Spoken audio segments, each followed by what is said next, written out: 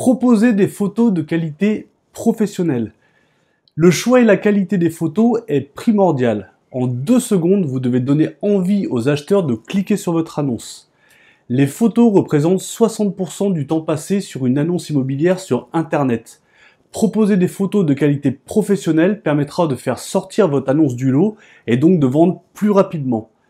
Je vous propose 3 conseils pour que vos photos soient au top, juste après ça.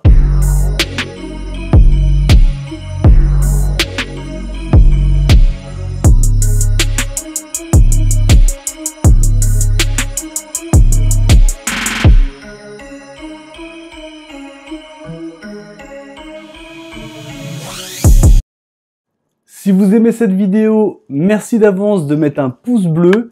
Ça me permet de connaître vos sujets préférés. En plus, ça permet de mettre en avant la vidéo afin qu'un maximum de personnes puissent profiter de mes conseils. La première chose à faire est d'utiliser un appareil photo de qualité et un objectif grand angle. La chose la plus simple à faire pour obtenir de très belles photos immobilières est bien entendu d'utiliser un appareil photo de qualité, l'idéal restant le réflexe objectif interchangeable, mais c'est pas du tout la solution la moins chère. Il est possible également d'équiper vos téléphones d'outils complémentaires comme des lentilles grand angle par exemple. L'objectif grand angle est impératif, surtout pour les petites pièces type salle de bain ou chambre, car il permettra de photographier la totalité de la pièce et pas uniquement la douche ou le placard en gros plan. La deuxième chose à faire sera de profiter de la stabilité d'un trépied. Très peu de choses améliorent aussi rapidement les images de vos annonces qu'un trépied pour la stabilité. C'est du matériel qu'il faudra acheter bien entendu si vous n'en avez pas, mais il en existe des très peu chers et vous ne verrez jamais un professionnel de la photographie immobilière se passer de son trépied. Il ne vous reste plus maintenant qu'à le mettre au bon endroit pour trouver le meilleur angle.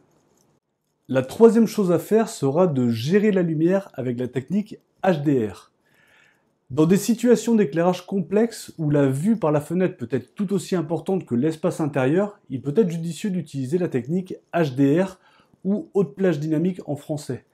C'est une technique qui consiste à prendre en général 9 photos, de la plus lumineuse, quasiment blanche, à la plus sombre, presque noire, puis de les fusionner afin d'obtenir une photo sur laquelle on voit aussi bien l'intérieur que l'extérieur.